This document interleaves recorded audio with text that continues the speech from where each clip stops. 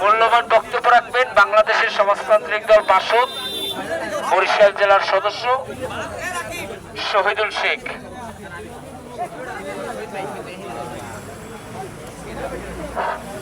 উপস্থিত সংগ্রামী বন্ধুগণ,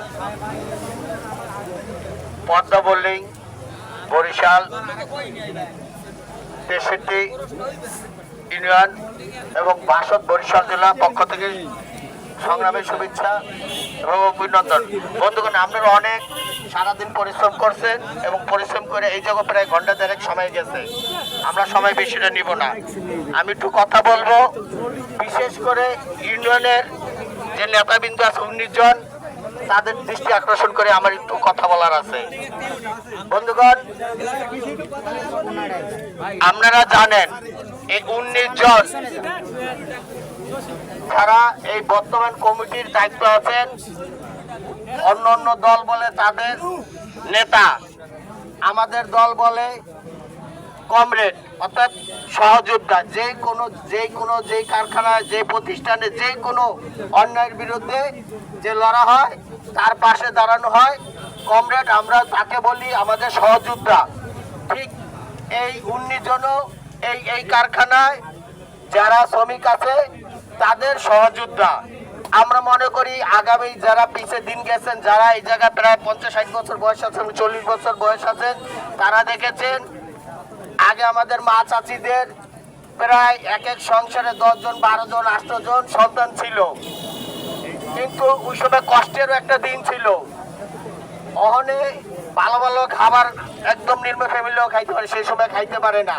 ঠিক সেই সময় যদি একটা মাছ আনতো, আমরা দেখতাম এক সন্তান চাইতো মাথা, এক সন্তান চাইতো ল্যাস, এক সন্তান চাইতো অথবা 2 সন্তানও মাথা চাইতো। মা কি করতো? মা বুঝাইতো, মা বুঝাইয়ে যে বাবা তুই আজকে এটা খা, কালকে আমি তোকে দিব, এরম বুঝাইতো। ঠিক আমি বলতে চাই এই কমিটিটা মায়ের ডাককেও পালন করা উচিত।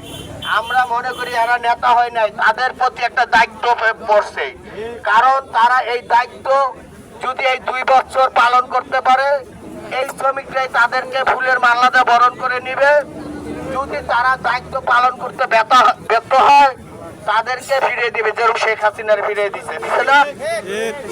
মানে পিছেরও এই জায়গায় কিন্তু আমরা দেখেছি 3 জন নেতা তারা এই কারখানার বিতর্ক হয়েছে। আমরা আশা করি এই কারখানার যারাই এই বর্তমান দায়িত্ব পেয়েছেন, দায়িত্বটা ভালোভাবে পালন করবেন।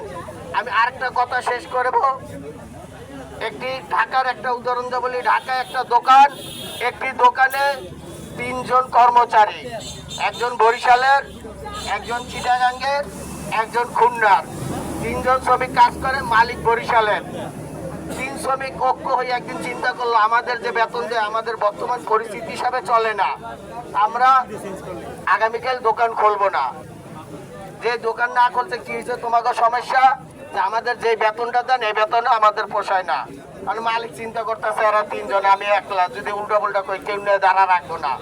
উনি খুব ঠান্ডা মাথায় একটা কৌশল কইরা বরিশালের যে শ্রমিকটা এরা বললো তুই আমার বাড়ির দেশের লোক, আমার লোক, তুই এগুলো কি লেগে আন্দোলনে গেলি, এটা উচিত তোর।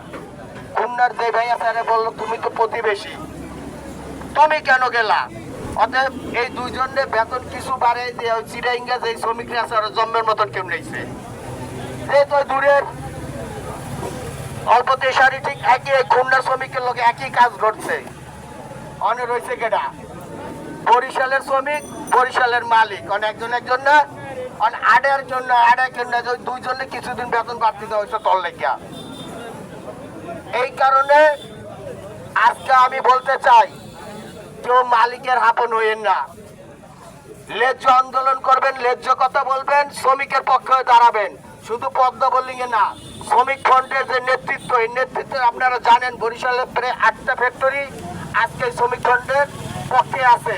আর এই শ্রমিক ফ্রন্টের পক্ষ হইলে একটা তবজির মতন, একটা মালার মতন আমাদের যে সংগঠন, যে জায়গায় যেই ভাই বিপদে পড়ুক, আপনাদের এই জায়গাও দেখছেন, আমরা সেই জায়গায় ছুটে যাই। আমরা আশা করি আগামীতে আপনারাও দায়িত্ব পালন করবেন, নিজের ফ্যাক্টরিটারও রক্ষা করবেন, নিজের শ্রমিককে রক্ষা করবেন এবং আপনার ভাইরা যারা আছে অন্য অন্য ফ্যাক্টরিতে সব সময় তাদের খোঁজ খবর নেবেন, তারা কিভাবে আছে, যেহেতু মোবাইলে যোগ জায়গায় যোগাযোগ করেন। আপনি যদি সোনারগাঁও টেক্সটাইলের সভাপতি সেক্রেটারি ফোন দেখেন, ভাই কেমন আছেন, সম্পর্কটা ভালো হয়, যোগাযোগ হয়। সালাম কি, সালাম দেওয়া মানে একটা নতুন এলাকায় যাবেন, ওই জায়গায় 5 দিন একটা লোকটা সালাম দিলে একদিন থেকে ভাই আপনি কোন থাকেন, কোন ভাষায় থাকেন, কি ধরনের যোগাযোগ হয় না। আমরা আশা করি আপনারা সেই দায়িত্বটা পালন করবেন, বরিশালে প্রত্যেকটা ফ্যাক্টরির লোকে যোগাযোগ রাখবেন, কথা বলবেন, এবং যে ইউনিয়নটা হয়েছে আমরা আশা করি শ্রমিক ফ্রন্টের পক্ষ থেকে আপনারা ন্যায়ভাবে আপনাদের দায়িত্বটা পালন করবেন। সবাইকে বরিশাল জেলা ভাষাদের পক্ষ থেকে সংগ্রামের শুভেচ্ছা জানিয়ে আমার বক্তব্য শেষ করছি। আসসালামু আলাইকুম।